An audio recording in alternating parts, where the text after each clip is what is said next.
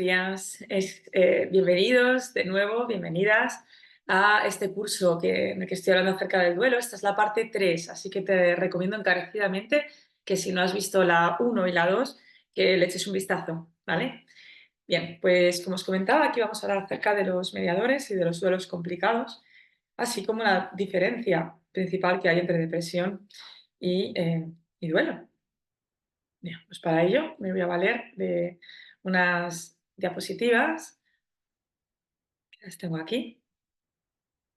Bien, pues los mediadores. ¿Qué son los mediadores? Son esas cosas que suceden alrededor del duelo o dentro de nosotros, que forman parte de nuestra estructura, de la personalidad, de nuestro apego, etcétera. Ahora veremos, ¿no? Pero son aspectos que nos van a hacer que el duelo vaya mejor, que se transite con normalidad o que quizá nos produzca algún tipo de obstáculo y que pueda hacer que el duelo se llegue a complicar, ¿no? Sí que es importante, os voy a enseñar un listado, que miréis a ver si hay algo que os falla, sobre todo cuando vuestro duelo está avanzado y parece que vosotros no avanzáis, o si acabáis de iniciar un duelo, aseguraros que todo esto esté bien, ¿no? En la medida de lo posible, porque hay cosas que es cierto que no es fácil cambiar de un día para otro. Bien, los mediadores también, estos mediadores los estableció también Borden, que es este señor, este profesional, autor, escritor que tiene este libro acerca del duelo, que a mí por lo menos me parece una maravilla tenerlo y leerlo, ¿no? Bueno, pues establece que el primer punto que puede marcar la diferencia respecto a cómo voy a transitar este duelo es la pérdida, es decir, qué tipo de pérdida has tenido. Ya lo comentábamos en los primeros vídeos, ¿no?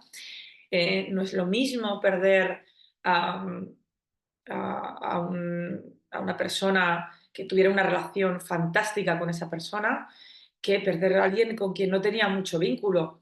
Tampoco es lo mismo perder un documento Word, como habíamos comentado, ¿no? Como ese pequeñito duelo que podía haber, que perder, obviamente, pues, no sé, a una mascota o algo así, ¿no? Em, Quiero decir que las pérdidas pueden ser de muchísimos tipos y eso es vamos, básicamente es lo que es uno de los factores, de los mediadores principales a la hora de predecir cuánto tiempo puede llegar a durar un duelo, ¿no? Pero acordaros que la pérdida es siempre vincular, entonces es principalmente qué vínculo teníamos con esa pérdida, ¿bien? Cuando no hablamos de personas, sino que hablamos de otros objetos que se puedan perder, hablamos también de trabajos, qué vínculo tenía yo en ese trabajo, hasta qué punto ese trabajo formaba parte de mi vida, de mi identidad, ¿no? Y, y eso también te hará entender que esa pérdida, si para mí era todo el trabajo que tenía, dedicaba muchas horas, me llevaba muy bien con mis compañeros, me sentía realmente orgulloso de lo que hacía, no tiene que ver nada con cuando pierdo el trabajo y, bueno, tampoco no me importaba ese tipo de trabajo, ¿no? Bien, la naturaleza del apego que teníamos, ¿no? La fuerza del apego que tenía a la persona, en este caso vuelvo otra vez a hablar del duelo por fallecimiento de alguien o por pérdida de la relación con alguien, también puede ser amoroso, la fuerza de ese apego que yo tenía con esa persona, la seguridad que sentía al lado de esa persona. El tema de la ambivalencia es un factor negativo, es un mediador negativo, ¿no?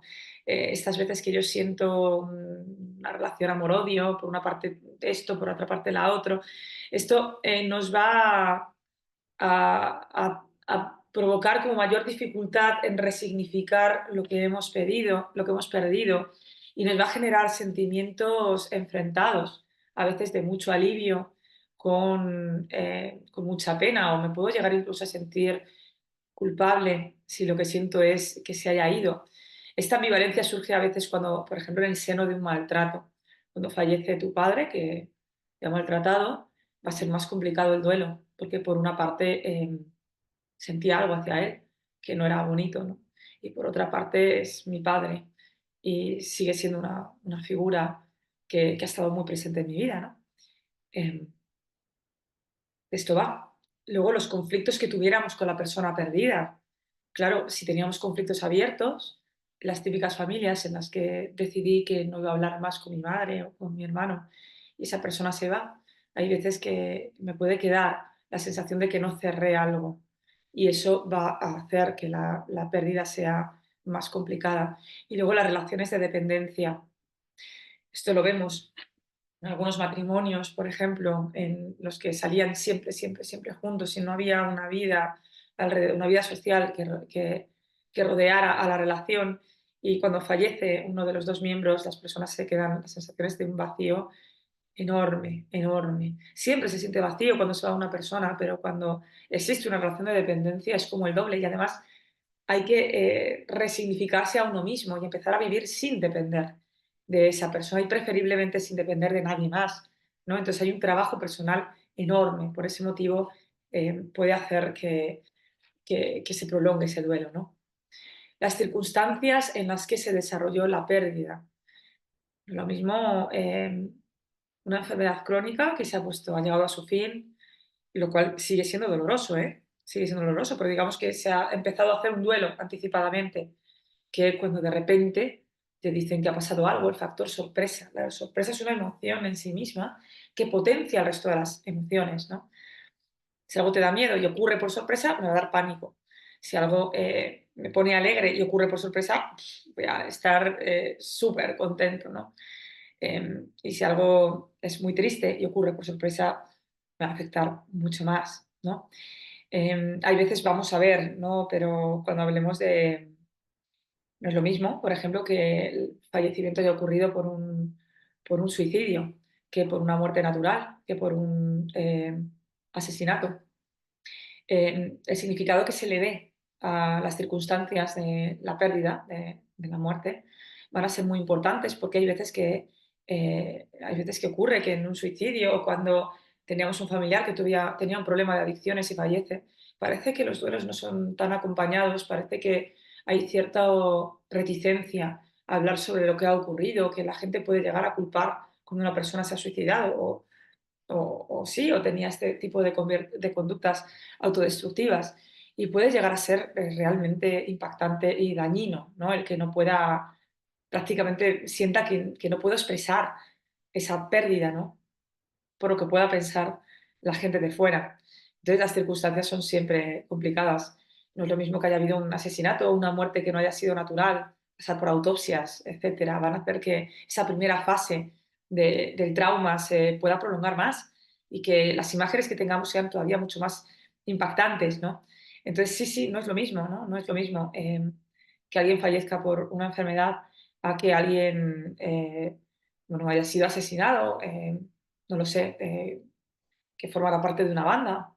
No se va a legitimar igual la pérdida de una manera que de otra. Mediadores relacionados con la personalidad, ya como algo más interno de la persona, a veces que la propia edad o el sexo no ya define un tipo de afrontamiento u otro, a veces por la educación que hemos recibido. Digo cuando hablo de sexo, ¿no? Más que por el sexo sería por la sexualización, ¿no? del afrontamiento, como que se espera que un hombre lo afronte de una manera y que una mujer lo afronte de otro. La edad no es lo mismo un duelo en una persona de 5 años que ya tiene lo suyo. De hecho, es uno de los factores de riesgo para el desarrollo de la personalidad, el que un niño pierda a su padre antes de los 5 años, por ejemplo, a una persona que pierde a su pareja cuando tiene 80 y tiene que volver a rehacer su vida con 80 años. Bien. Me van viniendo a medida que voy haciendo el vídeo, otro duelo es la pérdida de un miembro del cuerpo. Una pierna, un brazo, una operación que te haya quitado una capacidad. Bien, entonces no es lo mismo, por ejemplo, que pierdas una pierna con 10 años, que evidentemente tiene su peso, su carga, a perderlo con 80. Quizá las probabilidades de recuperación, de reparación sean mayores cuando la persona es más joven, ¿no? En este caso. Los estilos de afrontamiento, si tenemos estrategias activas de afrontamiento o pasivas, si tenemos estrategias emocionales o más racionales, si me dejo llevar por las emociones o hago que las emociones me sirvan de guía y que sea yo el que me guío en avanzar. Vale, tengo ganas de meterme en casa, eh, y me voy a permitir 2 días, pero no puedo estar un mes, porque entonces creo que me estoy metiendo en el agujero, ¿no? En la espiral que va para abajo y me mete en esa depresión. El estilo de afrontamiento es viene de la historia de vida que tengamos, ¿no? Por eso es tan importante cuando hacemos psicoterapia, el preguntar por antiguas pérdidas y cómo se han afrontado. Pero sí, ¿cómo afrontamos la vida? ¿Cómo nos han enseñado a afrontar la vida? Bueno, pues eso tiene que ver con cómo vas a afrontar ahora el nuevo problema, la nueva crisis que te surge. El estilo de apego, esto es, en algún momento elaboraré un vídeo acerca de esto, pero el apego hoy en día sabemos que es una de las cosas, de las teorías que tienen mayor evidencia científica en psicología, y sabemos que el apego, cómo nos hayamos apegado a nuestros padres, va a influir de una manera muy importante en cómo afrontemos la vida en general después, pero bueno, esto es un tema muy amplio. Sabemos que existen apegos seguros e inseguros, ¿bien?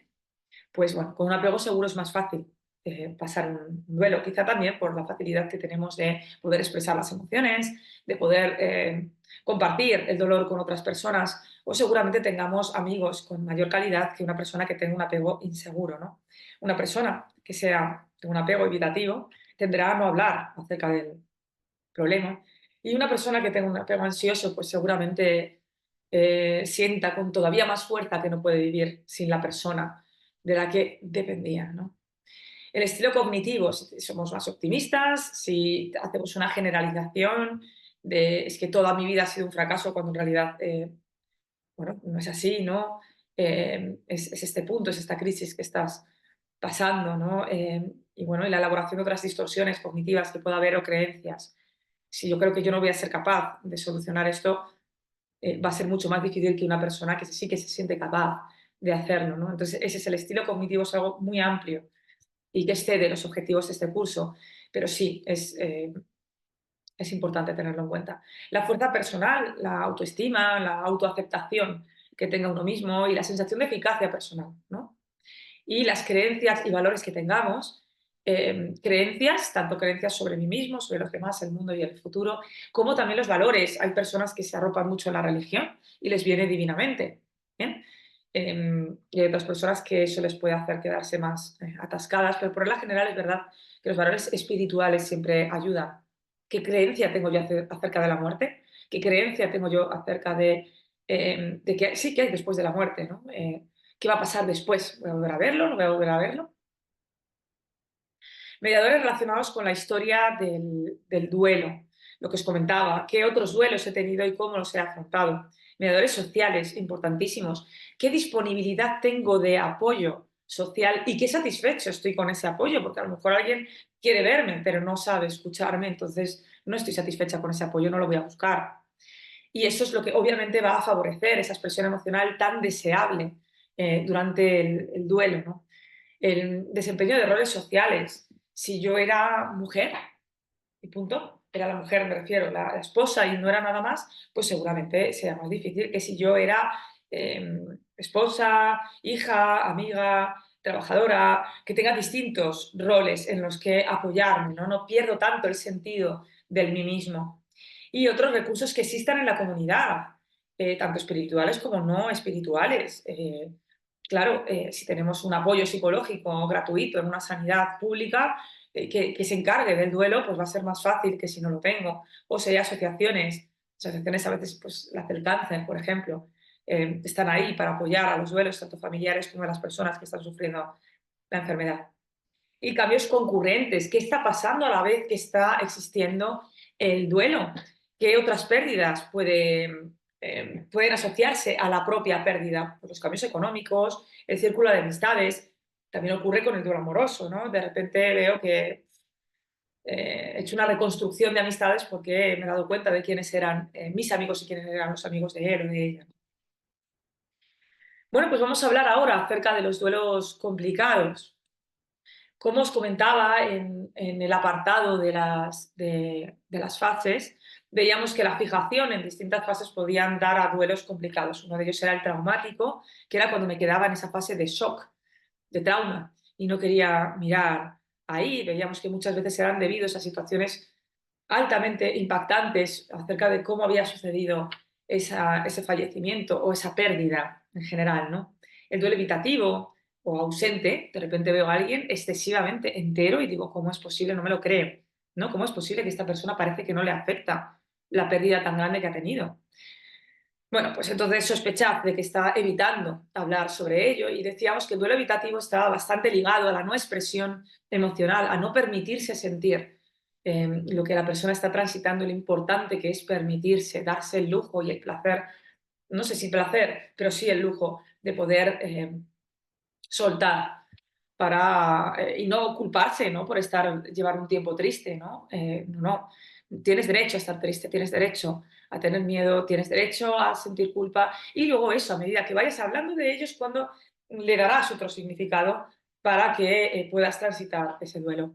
El duelo crónico lo veíamos cuando la tristeza se quedaba ahí y muchas veces era debido a que bueno, pues la persona no conectaba con esa tristeza y por lo tanto no podía continuar con ese proceso de crecimiento y muchas veces era evitando la conexión, sí, con esa emoción y pues a través de muchas cosas, desde conductas, como decíamos, bomberas, del curso de IFS, si te interesa, está por ahí, em, que es como trabajar muchísimo, beber alcohol, hacer de todo para no conectar con lo que me está pasando o incluso una medicación mal pautada, ¿no?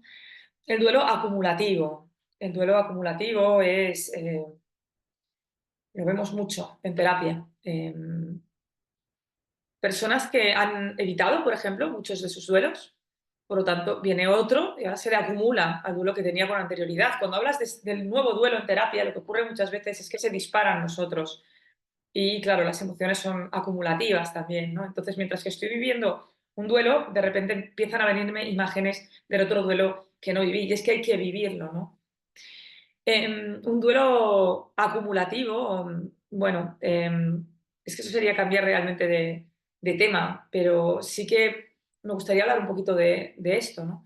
El duelo acumulativo ocurre muchas veces en estas pérdidas relacionales relacionadas principalmente con el contexto familiar. Puede ocurrir, el duelo acumulativo puede ocurrir con duelos, como os comentaba, de pérdidas familiares o de pérdidas que ha habido. Mira, un ejemplo es una persona que he tenido hace poco tiempo en terapia y comentaba que, bueno, yo veía que se le estaban acumulando los duelos. Había fallecido su padre y no lo había dolido. Había tenido que ir a vaciar sola la casa de su madre bueno, lo pasó fatal, pero eso era otro duelo. Tuvo que meter a su madre en una residencia porque le era imposible cuidar de ella, eso fue otro duelo. Su hermana estaba pasando por su propio proceso de duelo y para ella también era otro duelo. Y al final vino con una depresión. Claro, era un duelo cronificado precisamente porque llevaba tantos duelos acumulados, tantas tristezas no vividas de una manera correcta, no se permitía llorar, por ejemplo, que se le estaban acumulando esos duelos, ¿no? Pero el otro duelo al que me estaba refiriendo es a veces cuando estoy buscando constantemente la aprobación de mis padres, al sentirme aceptado dentro de la relación del seno familiar y veo que eso no es posible y entonces veo que, bueno, que mis padres nunca van a ser las personas que nunca van a dar lo que yo necesitaba, ¿no? Y es necesario hacer ese duelo para no caer en ese bucle de la reivindicación. De este tema os hablo en un vídeo que dedico al trauma relacional temprano, ¿no? Y vemos cómo ese duelo acumulativo a veces viene de esas experiencias, ¿no? De esos experiencias frustradas constantemente que no obtengo y que nunca nadie me ha, me ha, me ha- me ha valorado como que me ha autorizado estar en duelo por esto, ¿no? Y bueno, llega un momento en el que esos duelos se acumulan tanto que el dolor es tan grande que la persona decide irse de casa, ¿vale? Decide largarse. Pero bueno, creo que como no estamos siguiendo esta línea de duelo, porque esto también es un duelo, obviamente, cuando hay un problema familiar y yo me pregunto, que yo sigo buscando que mis padres sean como yo quiero que sean, como lo que yo creo que considero que tiene que ser unos padres y veo que eso no sucede. Lo que me ocurre es que entro en el bucle de la reivindicación, como decía Begoña Aznares, y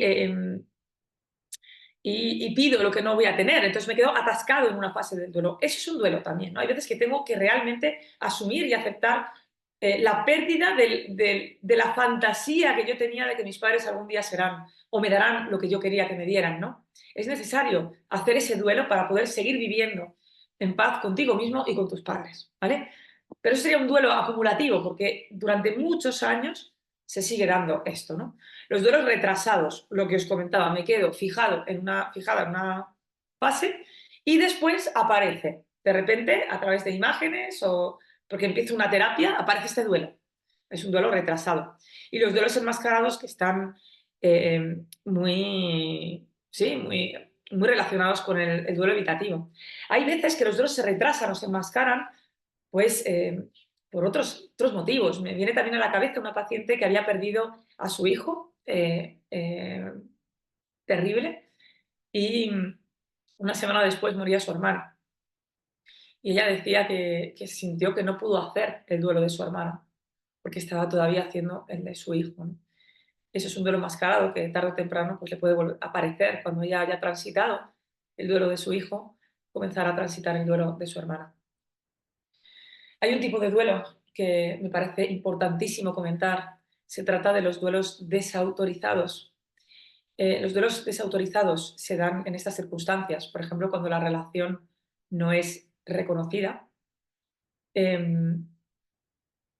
relación no es reconocida, pues por ejemplo, si ha pasado durante mucho tiempo cuando los hombres, mujeres, homosexuales tenían una pareja y esa persona, uno de ellos moría y la gente no le reconocía como su marido, como su pareja. Entonces es como estás desautorizado, ¿no? a llorar por ello, porque no te reconocemos que esa relación fuera suficientemente significativa como para que estés transitando un duelo, por ejemplo. Eso es una relación eh, no reconocida. Una relación no reconocida es, por ejemplo, cuando un niño tiene una niñera que la tiene durante 5 años y de repente pasa algo y los padres la despiden, por el motivo que sea, y el niño se queda en duelo, porque no se reconoce que la relación que tenía el niño de apego con esa niñera, ¿no? Entonces, bueno, eso es otro de los ejemplos de la relación no reconocida, ¿no? A veces hablamos de que la pérdida no es reconocida. ¿Qué tipo de pérdida no es reconocida? Pues las mascotas. Una persona que esté muy mal porque ha perdido a su mascota y se reconoce como que eso no es una pérdida tan grande como para que estés así, ¿no? Entonces la persona parece que no tiene ese derecho a expresar y hacer ese duelo. Es bastante incomprendida y la incomprensión da lugar a soledad. Y el duelo es social, ¿os acordáis? Tenemos un problema, ¿no? Bueno, cuando estás muy triste porque has perdido un trabajo que para ti representaba un proyecto de vida y la gente solamente ve que ha perdido un trabajo y se basa en su propia experiencia y que, bueno, pues ya encontrarás otro y ya está, pero en realidad es que detrás de ese trabajo había mucho más que eso, ¿no? Entonces no se reconoce esa pérdida. Sí que dentro del seno familiar, por regla general, sí que se suele reconocer la pérdida, ¿no? Por eso pongo estos ejemplos. Cuando el doliente es excluido, bueno, pues pensemos a veces en las circunstancias que os he hablado con anterioridad, en la que la pareja homosexual es excluida de los entierros, no puedes pasar, o incluso las amantes, los amantes de personas que podían tener algún tipo de relación eh, eh, con la persona fallecida y o incluso parejas nuevas, ¿vale? Que tuvieran esas personas y que no les permitan entrar al entierro, no les permitan dolerse de esto, ¿no? Cuando ha fallecido el hermano y tenían una malísima relación, de hecho falleció cuando ellos no se hablaban, ¿no? Y quiere ir al entierro y no le dejan pasar porque ya suficiente daño le hiciste a esa persona, ¿no? Ahí tenemos duelos desautorizados. Tú no puedes dolerte por esa pérdida porque te portaste muy mal con esa persona. Y las circunstancias de la muerte era lo que comentábamos con anterioridad, ¿no? Parece que es distinto que una persona muera por un accidente, que muera por, por un problema de drogas, por un problema por un suicidio. No va a ser tratado igual. Desafortunadamente no es tratado igual y fijaros que incluso es hasta más doloroso ese tipo de duelo por todo lo que eso conlleva, ¿no? Pero no se trata igual, ¿no? Del suicidio no se habla, la gente habla muy poco acerca de eso. y es un problema porque sabemos que el duelo social y tiene que elaborarse. Bueno, ahora vamos a hablar de si el duelo es un tipo de depresión y evidentemente no, el duelo es normativo. O sea, si es normativo y todo va bien, no es ningún tipo de depresión. Puede terminar en una depresión y en ese caso sí que habría que tratarlo como depresión, pero no nos apresuremos a diagnosticar una depresión en la fase de tristeza. Y ojo, que es largo, que la persona va a tener esos síntomas de depresión. Es verdad que se comparten muchos síntomas, sin embargo, la depresión no es sinónimo de tristeza. La tristeza forma parte de la depresión y la tristeza nos produce determinados síntomas, pero la depresión tiene otro tipo de características y de pensamientos, de creencias que no comparte con el duelo. Por ejemplo, en el duelo no hay una pérdida de autoestima, mientras que habitualmente la persona que está pasando por una depresión tiene dificultades para reconocerse a sí mismo como una persona con un buen autoconcepto, no tiene problemas para tomar decisiones normalmente. Si estoy muy triste en el momento en el que ha sucedido, claro que me puede costar tomar decisiones, ¿no? Pero sí que es verdad que se ve que en el duelo no hay pérdida de autoestima, muy importante. Cuando existe culpa, que también está muy asociado a la depresión, está asociada al objeto perdido. No es culpa por absolutamente todo. Yo soy culpable, sino que me siento culpable por algo específico de ese objeto que he perdido. Cuando digo objeto en psicología nos referimos a personas, trabajos, objetos, o sea, de todo, ¿no? Es como se habla, sin ánimo de ofender a nada, simplemente es que se llama así, se llama objeto, ¿no? Y es el mundo el que parece pobre y vacío, mientras que la depresión lo que siente en el vacío es dentro, es dentro. Entonces, es que el duelo se trabaja de una manera completamente distinta a cómo se trabaja la depresión, porque las causas son distintas, las causas son distintas.